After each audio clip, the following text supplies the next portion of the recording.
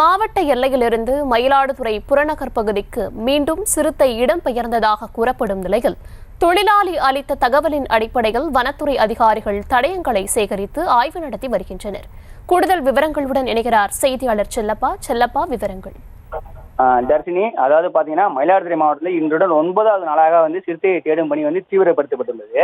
மயிலாடுதுறையில் கடந்த 2ஆம் தேதி இரவு சிறுத்தை நடமாட்டம் இருப்பதாக உறுதி செய்யப்பட்டு சிறுத்தையோட புகைப்படத்தை வனத்துறையினர் வெளியிட்டாங்க.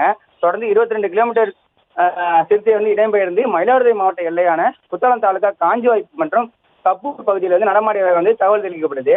இதனையடுத்து கால் தடங்கள் மற்றும் சிறுத்தையின் எச்சம் கண்டறியப்பட்டு கடந்த 3 நாட்களாக சிறுத்தையின் தடயங்கள் எதுவும் கிடைக்காத நிலையிலும் கிடைத்த சிறுத்தையின் எச்சத்தை வண்டலூருக்கு அனுப்பியும் சோதனை செய்வதில் வனத்துறை ஈடுபட்டு வந்தாங்க.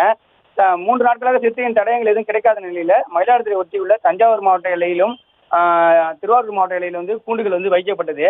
இதனிடையே அந்த கூண்டுகளிலும் சிறுத்தை சிக்காததால் நேற்று 2 நாட்களாக மயிலாடுதுறை எல்லையில சிறுத்தை நடமாட்டம் இல்லை என வனத்துறையினர் தகவல் தெரிவித்தாங்க.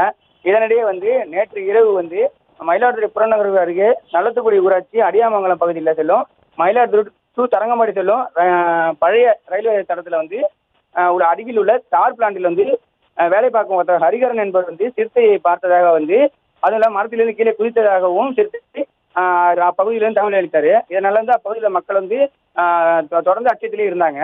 இந்த தகவலை அறிந்த திருவாரூர் மாவட்ட வன அலுவலர் ஸ்ரீகாந்த் தலைமையிலான வனத்துறையினர் 20க்கும் மேற்பட்டவர் சம்பவத்தில் இரவே முகாமிட்டு கண்காணிப்பு கேமராக்கள் வைத்தும் தெர்மல் ட்ரோன் மூலமும் சோதனை செய்தாங்க.